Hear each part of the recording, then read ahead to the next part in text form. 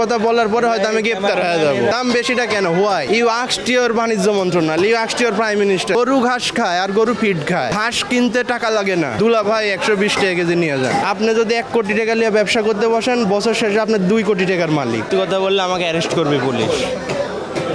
এটা সত্যি কথা বলতে কি জানেন, এই মাছের দাম যে বাড়তিছে, আমরা কয়দিন কি করতেছি যে গরুর মাংস বয়কট করি, তা আসলে তো গরুর মাংস বয়কট করার বিষয় নেই। প্রত্যেকটা ফিড কোম্পানিকে ধরতে হবে। প্রত্যেকটা ফিড কোম্পানি যে ফিডের দাম বাড়ায় দিছে। ধরেন আমি কৃষক, আমার আব্বার 2টা গরু আছে।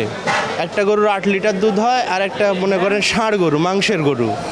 এখন এক বস্তা ফিড ছিল আগে 920 টাকা, এক বস্তা 25 কেজির বস্তা। এখন এইটা হয়েছে 1840 টাকা।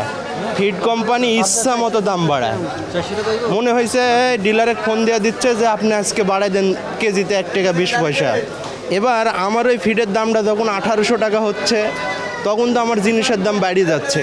আপনি মাংস বয়কট করে কি করবেন? প্রত্যেকটা ফিড কোম্পানিকে বলেন যে আপনাদের ফিডের যথাযথ মূল্য রাখেন, অটোমেটিক মাছের দাম মাংসের দাম কমে যাবে। পাবলিক এগুলো বুঝে না, সত্যি কথা। প্রত্যেকটা ডিলার যেমন 100 টন যদি কোনো কোম্পানির ফিড আপনি বিক্রি করেন, আপনি মিনিমাম 6-7 লক্ষ টাকা কমিশন পাবে। আপনি যদি 1 কোটি টাকা নিয়ে ব্যবসা করতে বসেন, বছর শেষে আপনি 2 কোটি টাকার মালিক। তো ফিড কোম্পানিগুলোকে ধরতে হবে যে তারা ফিডের দামটা যেন কমায়, গভর্নমেন্টকে উদ্যোগ নিতে হবে। আপনি একটা বস্তা 920 টাকার বস্তা আপনি বিক্রি করতেছেন 1840 টাকা। আমি গরিব কৃষক, আমার গরু পাইলি খাতেই হবে। আমি আপনার মতো শার্ট প্যান্ট পরা মানুষ না, তাহলে আমার গরু পাইলি খাওয়া ছাড়া বিকল্প পথ নাই। আমাকে 1800 টাকা দিয়েই কিনতে হবে। মাংসের দাম তো 800 টাকা হবেই। আপনি ফিড কোম্পানিগুলোকে ধরেন, গরু ঘাস খায় আর গরু ফিড খায়, ঘাস কিনতে টাকা লাগে না। ঘাস মাঠে ঘাটে আপনার জমিনে হয়, কিন্তু পাশাপাশি এখন উন্নত প্রযুক্তি আছে, ফিডের দরকার। এই ফিড কোম্পানিগুলোকে বলেন যে আমাদের ফিডের দামটা কমায় দেন।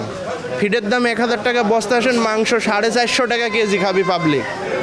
450 টাকা কেজি। আমি আপনাকে হিসাব দিই, 1 কেজি মাংস উৎপাদনে একটা কৃষকের খরচ হচ্ছে এখন বর্তমানে 622 টাকা পড়ে। আমরা সমিতির মাধ্যমে এবার ঈদে একটা মাংস গরু আমরা করে মাসে 200 টাকা করে আমরা জমা দিতাম, 30টা family.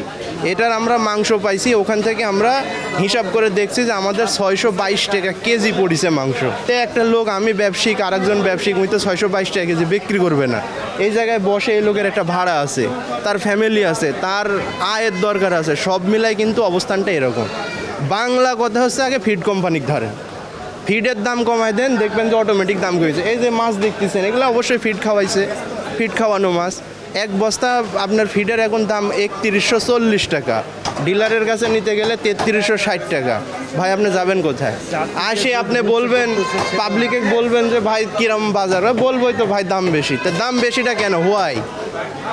This is the main question. You asked your বাণিজ্য মন্ত্রণালয়, you asked your prime minister, you asked your স্থানীয় ডিলার, তাদেরকে বলতে হবে, বলে লাভ নেই। এগুলা জাস্ট কি করতে হবে, আপনার এই জিনিসগুলা বুঝতে হবে। এই যে আমি যে কথাটা বললাম, এই কথা বলার পরে হয়তো আমি গ্রেপ্তার হয়ে যাবো, কিছু করার নেই, কিন্তু এটা সত্যি কথা। ফিডের দাম কমায় দেন। এই পাঙ্গাস মাছ দেখেন, আজকের বাজারের বর্তমান সবথেকে কম দামের মাছ হলো পাঙ্গাস মাছ, যেটার কেজি 220 টাকা। ফিডের দাম আপনি কমায় দেন, পাঙ্গাস মাছ 120 টাকাতেও ঠাপাবে লিখেও। আপনারা ডাকবি দুলা ভাই 120 টাকা কেজি নিয়ে যান। ভাই ফিডের দাম কমালে মাছ এবং মাংস এই দুটার দাম অটোমেটিক্যালি কমে যাবে।